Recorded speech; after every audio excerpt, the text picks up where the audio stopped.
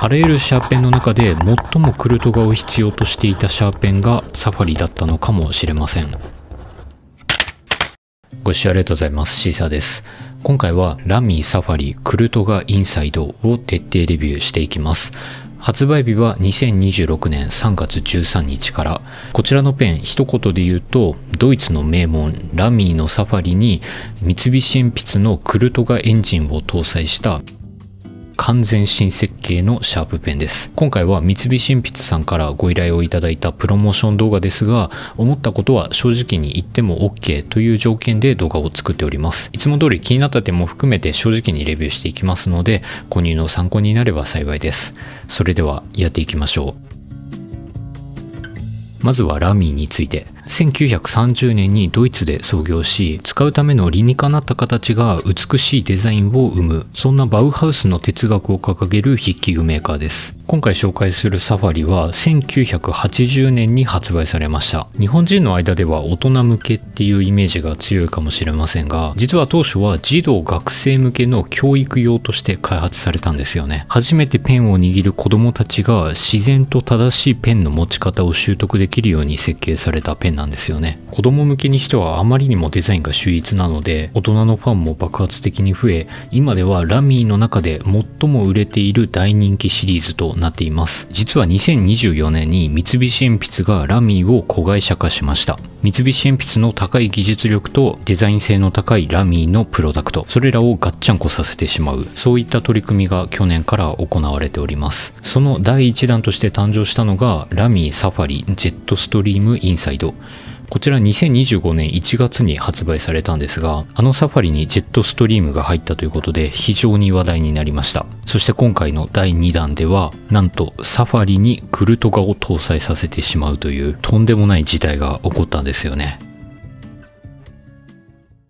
それでは開封していこうと思います。パッケージはいつも通りラミーの化粧箱になっています。三菱鉛筆の子会社にはなってるんですが、ブランドはしっかりとね、ラミーとして残ったままなので、このパッケージからは三菱鉛筆の匂いは一切なく、ラミーブランドの世界観がしっかりと守られていますね。こちらがラミーサファリクルトガインサイドのブラック、ビスタ、ブルー、イエローでございます。税込み4180円。まずこのペンの第一印象ですが、めちゃくちゃサファリだなと思います。ただ、ボディのこの中央のところにクルトガエンジンの回転が見える窓がついていたり、従来よりも長く生えているガイドパイプだったり、そういったところで随所にクルトガの DNA が追加されているっていうのがわかります。本家のサファリの定価が3740円なので、クルトガになったことで440円価格がアップしています。スペック解説していきます。ボディには樹脂を使用していて軽量なシャーペンになっています。細かいことを言うと、ビスタが 13.3g、それ以外のカラーが約 12.7g だったので、ビスタが一番重たいんですよね。全長は 144mm、よくある一般的な長さかなと思います。でグリップの直径は約 10.9mm。これは本当にちょうどいい絶妙な太さかなと思います。で、重心は先端から 78mm でした。ちょうどクルトガエンジンの窓があるところら辺が重心ですね。重心に関してはちょっと高めかなとは思いますが、そもそも重量が 13g とめっちゃ軽いので、あんまり重心の高さは気にしなくてもいいかなと思います。スペックについてまとめると、よくある実用性の高い樹脂製のシャーペンのスペックに収まってるかなと思ってて、かなりスラスラ書けるスペックをしていますね。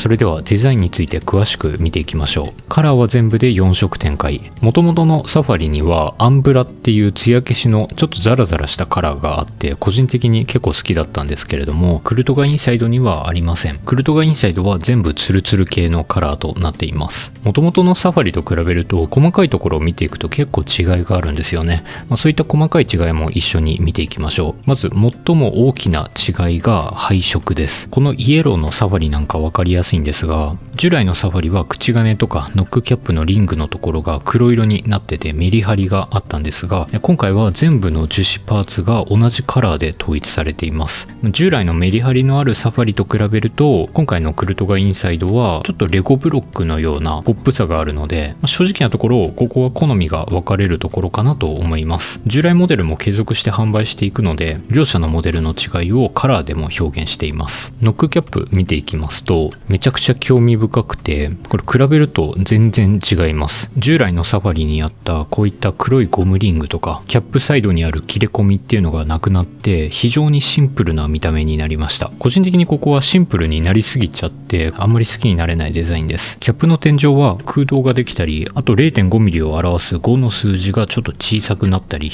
そういった違いが出ております。ちょっとマニアックな話になるんですが、すごい興味深いなと思ったのが、このノックキャップの構造なんですよね。このノックキャップよく見ると、外側のキャップと内側のキャップ、この2つのキャップの二重構造になっているんですよね。シャーペンのキャップってボディと比べるとどうしても細くしなければいけないんですが、サファリではノックキャップをボディと可能な限り溶け込ませようというデザインへの強いこだわりを感じます。そして金属製のワイヤークリップ。このクリップのデザインもなかなか秀逸ですよね。ペンのデザインに溶け込んでいますし、軽い力で大きくガバッと開くので、分厚いものも挟みやすいです。クリップ裏側には小さくジャパンの文字が書かれています。元々のサファリはドイツ製なんですが、今回クルトガエンジンを搭載させるということで、クルトガインサイドは日本で作っているそうです。そしてボディ中央にはクルトガエンジンの窓。ブラック、イエロー、ブルーの3色は回転しながら白とオレンジが交互に見えるようになっていて、ビスタのカラーだけオレンジが使われていなくて、ブラックにクルトガマークが印字されて、それの回転を見ることができます。個人的にこのクルトガのシンボルマークなんですが、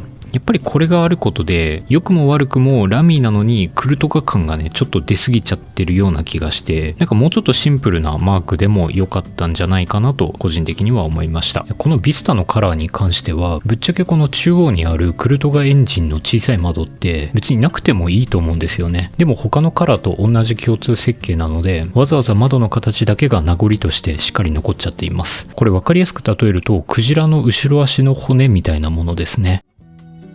4色の中で僕は一番ビスタが好きですね。クルトガ史上一番内部機構が見えるクルトガと言ってもいいんじゃないかなと思うぐらい、メカ好きの僕からしたらすごいワクワクするカラーです。ただビスタには一つ注意点があります。ボディ上部の部分にちょっと白っぽく見える部分があるんですが、これ三菱鉛筆さんに確認したところ、クルトガエンジンのグリス剤が透けて見えているということでした。ちょっと白く濁ってしまっているのが見栄えがあんまり良くないので、例えばこの内部のパーツだけを黒色にするとか、なんかもう一つ工夫をして欲しかったなっていうのは正直思いました。続いてはグリップ。サファリ最大の特徴である人間工学に基づいた3つのくぼみがある三角形グリップ。このくぼみは正しい握り方へと矯正させるために設計されました。ただこのくぼみって結構好みが分かれるかなと思ってて、シャーペンとして使う場合、芯の片べりを防ぐために自分でペンをくるくると回転させながら使う方が多いと思うんですが、そうするとこのくぼみが結構邪魔になって回しにくいという弱点がありました。しかし今回自動で芯が回るクルトガエンジンが搭載されたということで、一度正しい位置で握れば二度と持ち替えなくても良いという究極のメリットが生まれてしまったんですよね。サファリの矯正グリップ、回さなくてもいいクルトガ、実はこの2つめちゃくちゃ相性がいいんですよね。あらゆるシャーペンの中で最もクルトガを必要としていたシャーペンがサファリだったのかもしれません。実はグリップから口金にかけての形状がこれまでのサファリとは若干違っていまして、今回のクルトガインサイドの方がより段差の少ないシームレスなデザインになっています。これまでのサファリはグリップと口金の間に少しね段差があるような形状だったんですが、クルトガインサイドではほとんど段差のない感じでつながっています。それからペン先のガイドパイプなんですが、従来はガイドパイプを収納できました。ですが今回のクルトガは収納することができません。それでは分解していきます。ノックキャップを開けると消しゴムが出てくるんですが、消しゴムは三菱鉛筆の S タイプのものが入っています。従来のサファリと違う消しゴムが使われているので互換性はありません。クルトガインサイドの初期芯はユニの芯が採用されています。中身に関してはクルトガだと思ってもらえば大丈夫です。で、口金をこのようにネジで回していくと開けることができまして、でさらにここ引っこ抜くとこんな感じで新タンクを取り出すことができます。実はこれまでの KS モデルはこんな感じで白色の樹脂が使われていたんですが、今回はブラックの樹脂になっています。今回このビスタのカラーを採用するにあたって、ここが白だとねどうしても格好悪くなっちゃうので、サファリクルトガインサイドでは全てブラックの樹脂パーツとなっています。元々のサファリはグリップと上の軸全部つながった構造になってるんですが、クルトガインサイドはここに切れ目が入っていまして、実は分かれているんですよね。ただ分かれているんですが固定されているので、このグリップだけ分解するっていうことはできなかったです。それでは書きながら5つ星評価でレビューしていこうと思います。まず軽快さなんですが、こちら星4つとなっております。比較的軽快な方かなっていうふうに思いますね。4年前に従来のサファリをレビューしたことがあって、その時は星5つと評価したんですが、今回のクルトガは星4つとさせていただきました。従来のサファリの重さが 11.4g とかだったので、それと比べると若干ペンが重たくなっているんですよね。星5つまではちょっといかないかなということで星4つとさせていただきました。ちなみに同じエンジンが搭載されているクルトガの KS モデルが 11.3g なので、 KS モデルよりも少し重たくなってて、 KS モデルと比べてもちょっと軽快さは劣るかなといった感じです。続いて握りやすさですが、こちら星4つでございます。自分自身三角形のこういうグリップってあんまり正直好きではないんですが、このサファリに関してはくぼみがくぼみすぎてないっていうか、本当に適度なくぼみなので、もうなんか握った時にすごい指にフィットするような感じ、それは本当に握ってて気持ちがいいなと思います。ただ今回のサファリクルトガインサイドは全部ツルツルとした表面なので、結構手汗を多くかく人とかは滑りやすいんじゃないかなと思います。それから普段から円形のグリップで慣れている人からすると、やっぱりねがっちりとなんか指が矯正されているような感じがあるので、どうしても最初はちょっと違和感を感じるんじゃないかなというところで、1日ぐらい使ってこのグリップは慣れていく必要があるんじゃないかなというのは思いました。最後に書き心地なんですが、こちらは星2つでございます。書いてて気持ちがいいわけではないので星2つという風にさせていただきました。以前レビューしたクルトガ KS モデルでもこのような評価にしたんですが、やっぱりそもそもクルトガエンジンということで、書くたびにペン先が若干沈むような感じがあるんですよね。ただ新エンジンが搭載されているということで、昔のクルトガよりはかなりペン先のガタつき小さくなってはいるんですが、それでもねちょっと柔らかいカチカチとした書き心地にはなっているので、そこはクルトガなのでね、しょうがないところではあるかなと思います。でクルトガの高級モデルとしてクルトガメタルとかクルトガウッドっていうものがあるんですが、こちらはクルトガ KS モデルのエンジンを使ってるんですが、さらにペン先のところにニブダンパーっていうクルトガ特有のカチャカチャ感をしとうと吸収してくれる、そんな機能が搭載された高級モデルがあります。今回のサファリに関しては価格が税込み4000円を超えているということで、これまでのクルトガの中でも2番目に高級なモデルであるのにもかかわらず、今回ニブダンパーは採用されていないというところで、ちょっとそこはね残念なところではあるかなと思います。伝説的なシャーペンに伝説的なギミックを搭載するというかなり面白いシャーペンだなと思いました。クルトガの中で一番ガシガシと大量の文字を書くのに向いているシャーペンって何かと言われたら、僕はクルトガ KS モデルかなっていうふうに思ってて、やっぱりこの KS モデルのラバーグリップ本当に滑りにくいですし、ものすごく軽量ということもあってめちゃくちゃ実用性の高いクルトガになってるかなと思ってて、で一方でサファリに関しては、KS モデルと比べると実用性は一つ落ちるかなっていうのは正直なところかなと思います。既存のサファリと比べるとよりポップでカジュアルな印象になっているので、そこに関しては注意が必要かなと思います。それから価格についてなんですが、やっぱり4180円と聞くとこれまでのクルトガの中で2番目に高いモデルなんですよね。クルトガウッドやクルトガメタルよりも高額です。でさらにクルトガ KS モデルと比べると約7倍の価格差があります。なので欲を言えば先端にニブダンパーを搭載して欲しかったなっていうのは正直なところですね。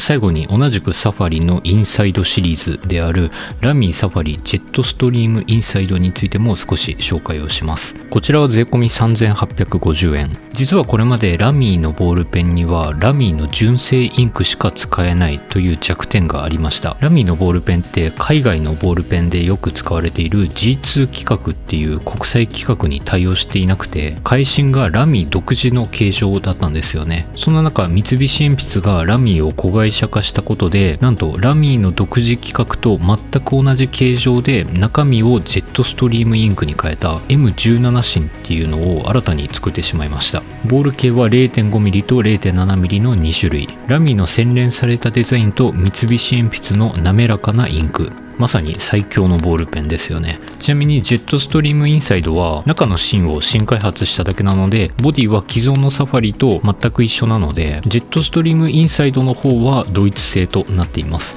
普段ボールペンしか使わないよっていう人はぜひこのジェットストリームインサイドの方もチェックしてみていただけたらと思います。ということで今回の紹介は以上です。ご視聴ありがとうございました。